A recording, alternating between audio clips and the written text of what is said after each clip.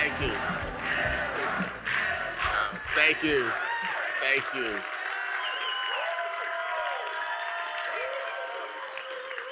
Thank you. Um, wow. Um, just wow. 10 years. 10 years. This October will be 11. 11 years. Um, the impact that we can all make. That's why we're here. And I want to start this off by saying first, my name is Edward Pritchett, and I'm your friend this morning. I'm your friend because hopefully I'm going to challenge you just a little bit. Hopefully, we're going to start off with a bit of emotion. We're going to start off because emotion is where action comes from. And if you don't have emotion behind whatever it is you're doing, whether it's symmetry, whether it's the church groups that you're part of, whether it's a community organization that you're part of, a political association that you're part of, right? There's emotion when things happen. And so I wanted to take some time this morning to share my story, which I don't do that often. Because whenever I start talking about my story, I get a little emotional.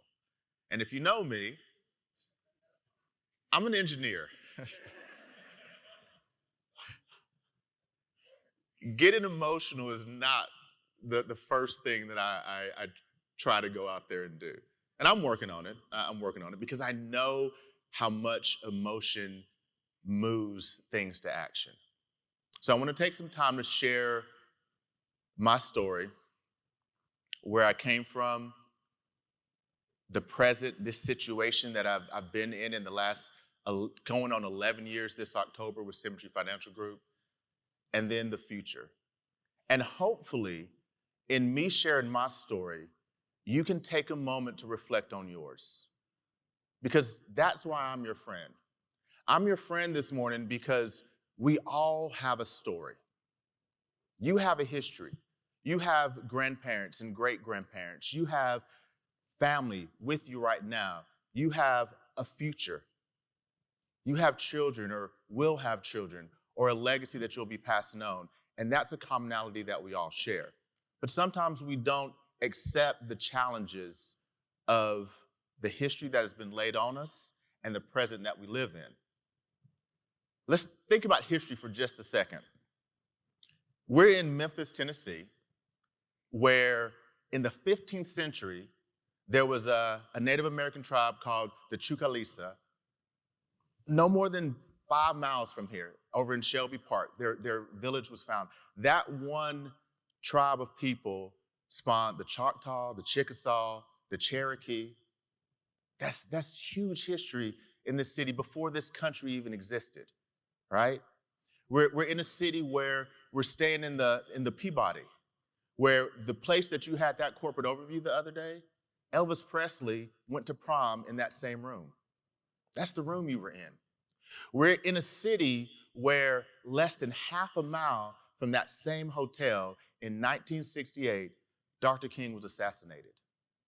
Someone thought they could end a dream, but it was just the beginning, right? That's the history. The history of just this city that we're staying in right now. Now, let me share a little history of my own. So, the beginnings for me, the immediate beginnings. My mother, born in Birmingham, Alabama, and passed away in Asheville, North Carolina in 2005.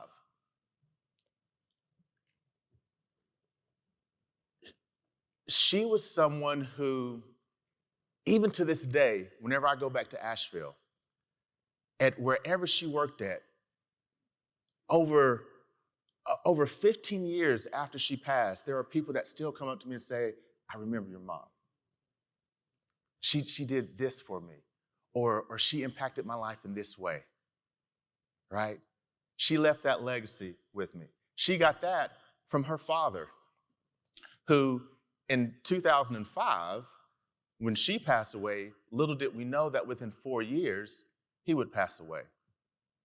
Luckily, I'm blessed that my grandmother, who is 94 years young today, is still with us and is the matriarch of a family that goes back to Bodega Creek, Alabama in 1886, when her father got a plot of land. And again, this is 1886 in Alabama for a black man. So think about that for half a second, all right? A little bit of a rough time, so to speak. 30 acres in the beginning, and within 15 years, he had built it up to a 300-plus acre farm, which the family still owns today.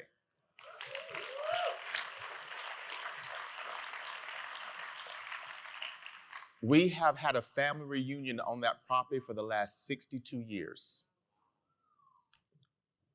Here's another picture, and there's someone who's in this room that you may recognize. He's hiding in the back of that picture.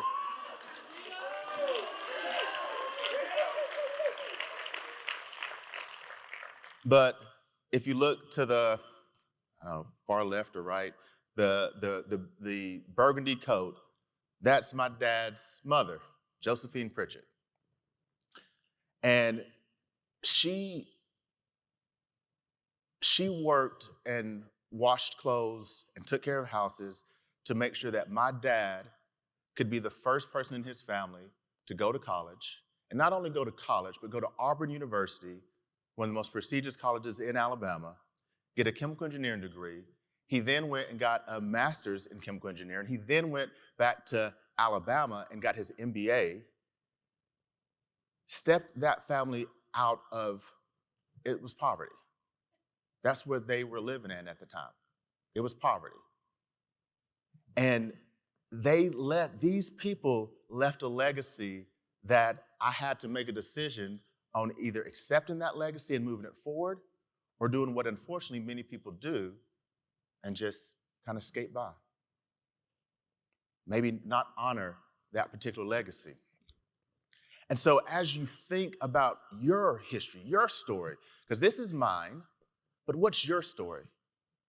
What's your background? Who's in your family that allowed you to be where you are today? Are you in a better place today than your mother and father, your grandparents, your great-grandparents? We all come from such diverse backgrounds. We have people in here who moved from Spain to come to America to do something different, to change their future, right? We have people who maybe you're just one generation removed from extreme poverty, and you're looking for that next opportunity. The question becomes now, what are you going to do with that? How are you going to use your story? Are you going to own your story? Are you going to feel the emotion, the pull of history on you and let it drive you forward? Too many of us use history as an excuse. Oh, well, we've always been like this. This is where we've been stuck. This is what's going to happen. Well, that's for them, but that's not for me. It is a choice. It is a choice. It is a choice. You get to choose what you do with where you are. Your history does not define you. Your history gives you cues to what you can do for the future. In every single person in here, you have something very strong and positive in your history. And that strength may be a struggle. It may be the struggle that somebody kept going just long enough to get you in this room today. And that's enough. Because now we get to step into the present. Now we get to move into the future. And as we move into the future, we need to think of those people who are around us. Those people who are there to help us press that future forward. And for me, it was my wife. Now, at the time, she was my hopeful girlfriend whenever I got started with Symmetry. She reminded me here recently that as of August 15th of this year, We've been together for 12 years now.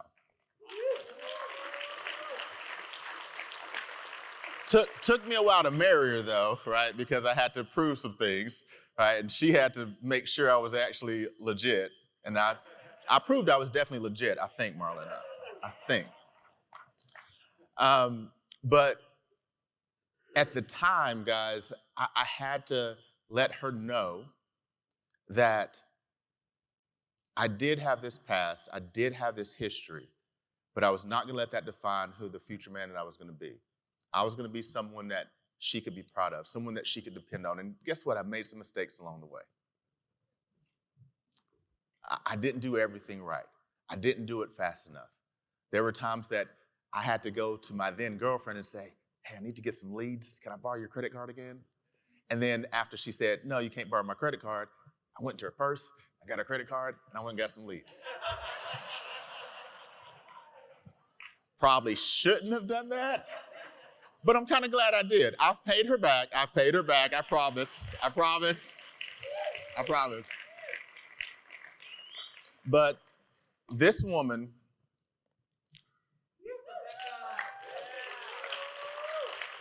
has done so much for me.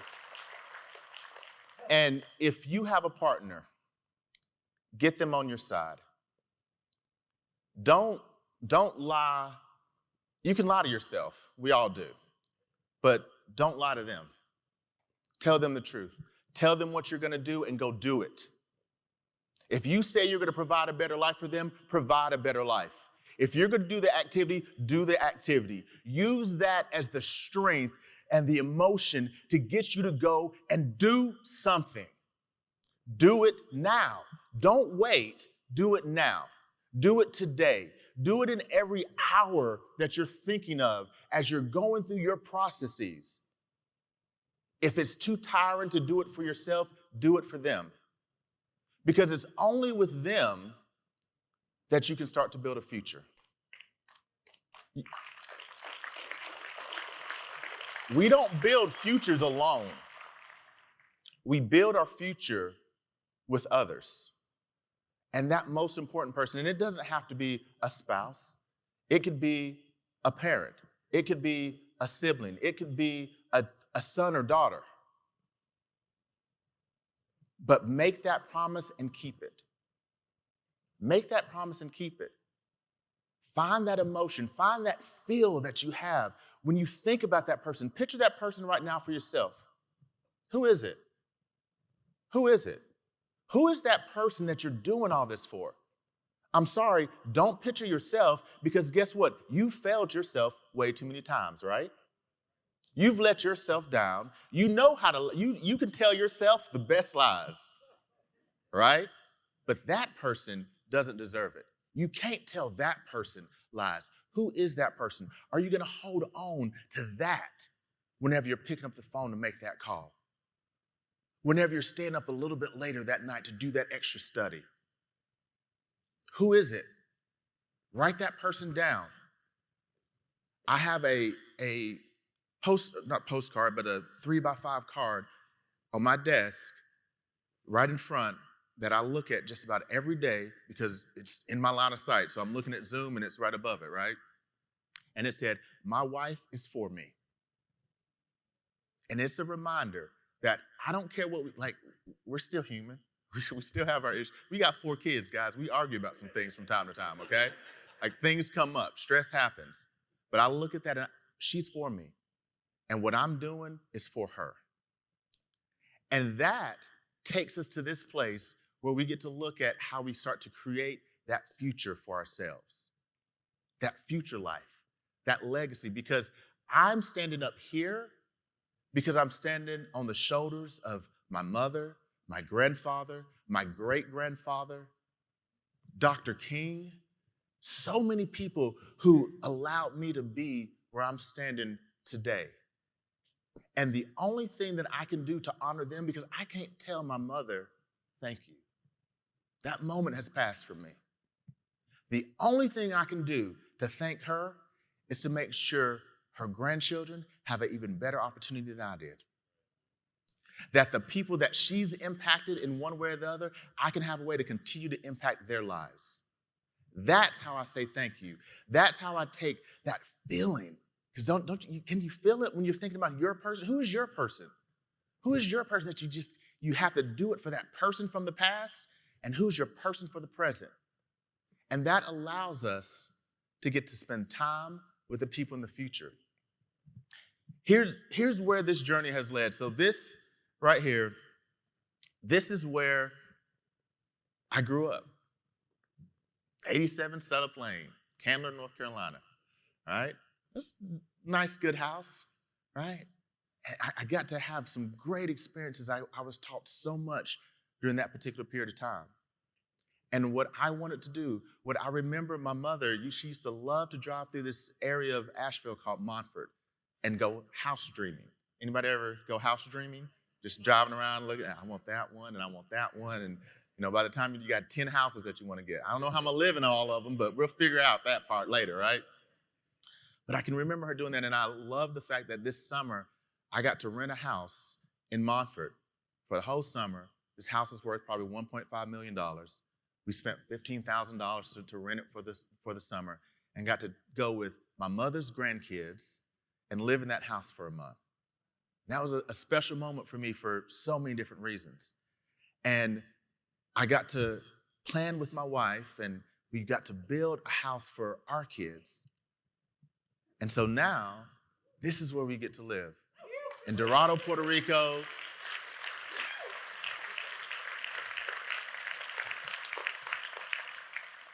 And it's our home that we designed, that we got to build, and my kids are just living such an amazing life there.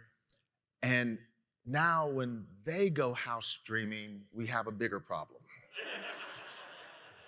Because we aren't the biggest house on the block down there. There's some other ones that are like, y'all slow down a little bit, right? But at the end of the day, that's what it's about. It's about this mission that we're all placed on, because life, it's a journey. That journey is a mission.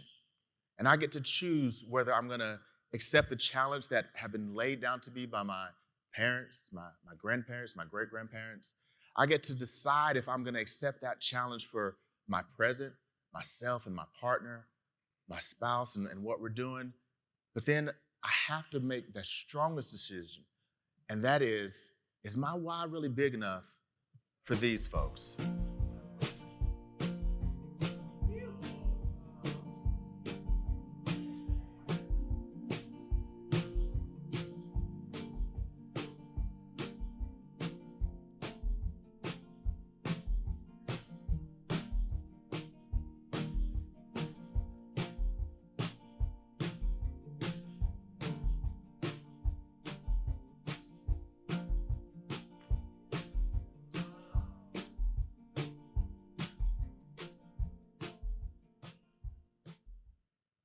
So that's where I'm at now.